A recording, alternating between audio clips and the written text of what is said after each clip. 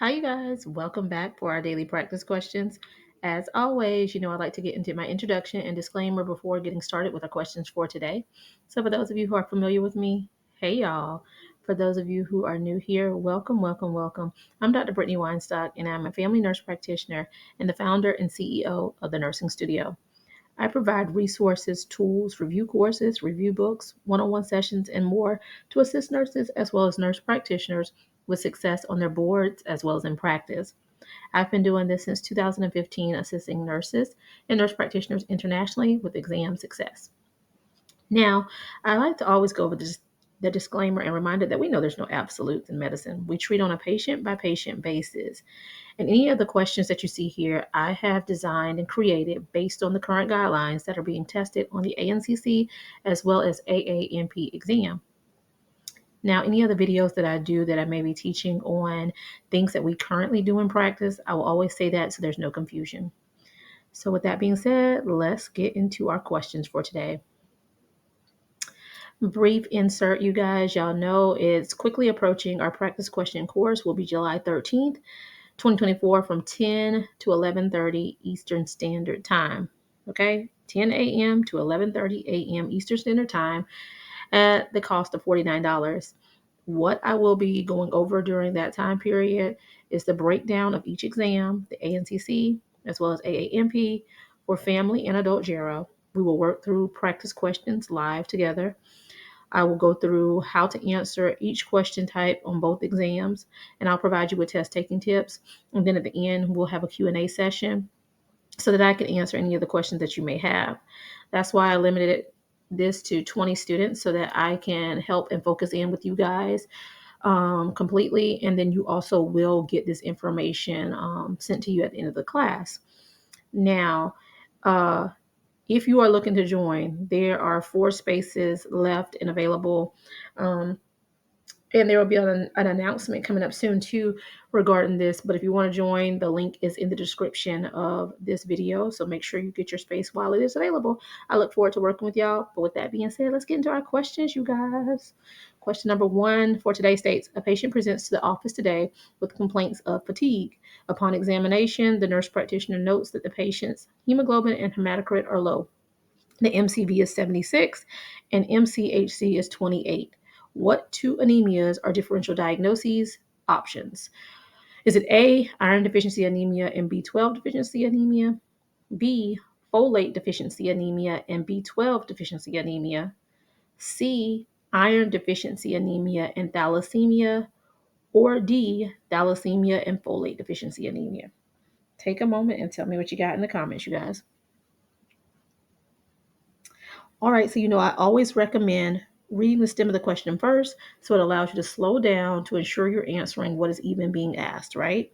So here the stem of the question states, what 2 anemias are differential diagnoses options, right?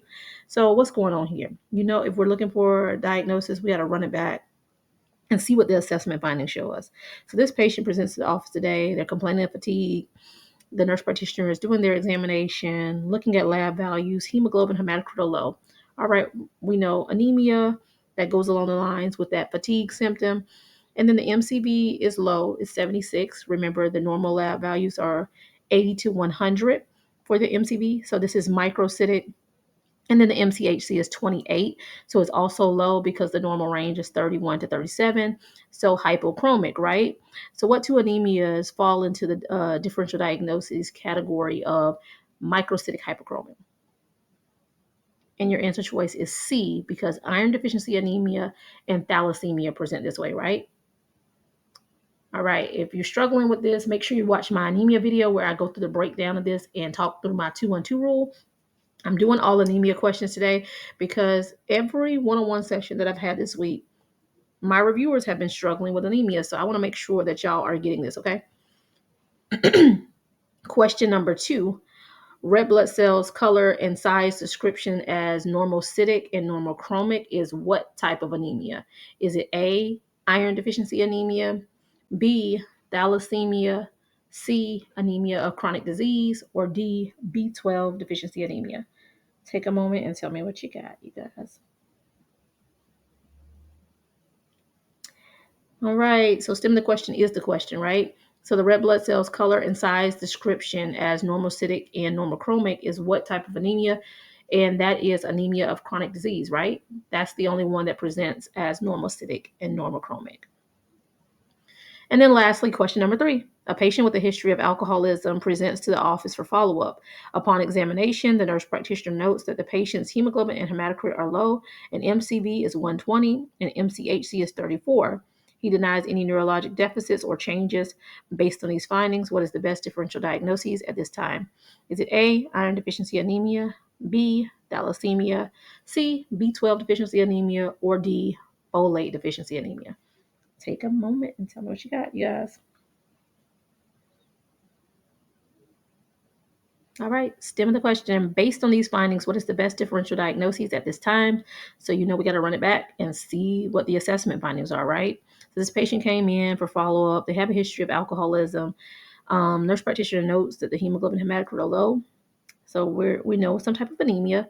The MCV is 120. So that is elevated, right? Because 80 to 100 is a normal value. So that means that we are talking macrocytic.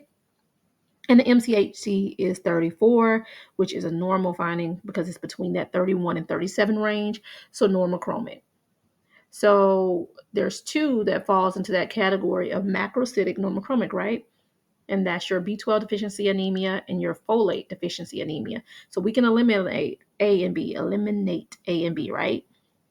And when you're working on the test, make sure you're doing these things so you're not accidentally selecting the wrong thing. So go ahead, strike those out. A and B, you know, is not the answer, right? Because that's the opposite end of the scale, right? That's microcytic hypochromic for the other two.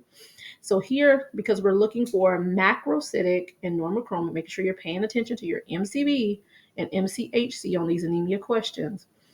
Now, how do we determine between B12 and folate? How do we differentiate between the two? And the patient has a history of alcoholism, and that can cause either one of these, right? But the patient denies any neural deficits.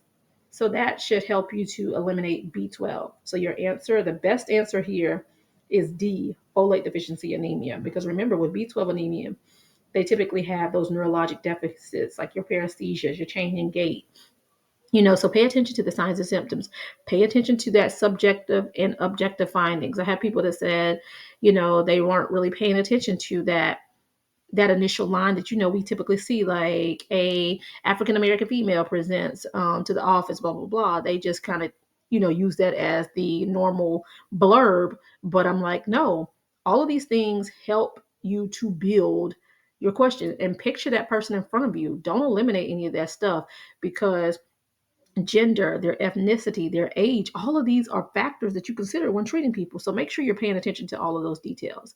All right, you guys, I know we hit anemia kind of often, but it's been a fad this week. That's been the thing, the weakness. So I want to make sure that I'm putting it out here and making sure y'all have a good understanding of it. So I hope y'all found this helpful. As always, be sure to like, comment, and subscribe, and share with whomever you may think may find this beneficial as well. But y'all make sure y'all meet me back here, okay? And if you need any of the resources that I offer, feel free to reach out to the Nursing Studio at 803-400-6864. You can also text this number or shoot us an email at thenursingstudio, the number 1, at gmail.com. Things that I offer are the review book and an ebook, as well as paperback option. Y'all, it doesn't show me who orders the book when you get the paperback one from Amazon shipped to you guys. So y'all been reaching out and telling me how y'all been working through and doing the interactive section. And I'm so proud of y'all. Thank y'all for the feedback. I'm glad it's helping you guys.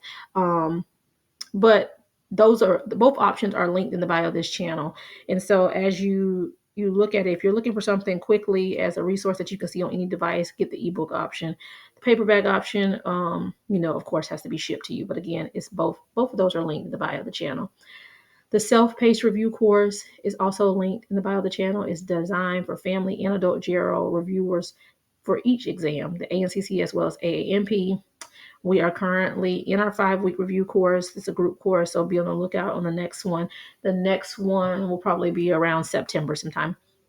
And one-on-one session options, I do it in 3 different things. You could either focus on one weakness, You can do an exam readiness assessment or the custom package that is designed based on what you really need and the duration on how long you want to work with me. So just give us a call or shoot us an email so that we can gauge what you truly need and we'll go from there. But make sure y'all meet me back here. Happy studying. Bye, y'all.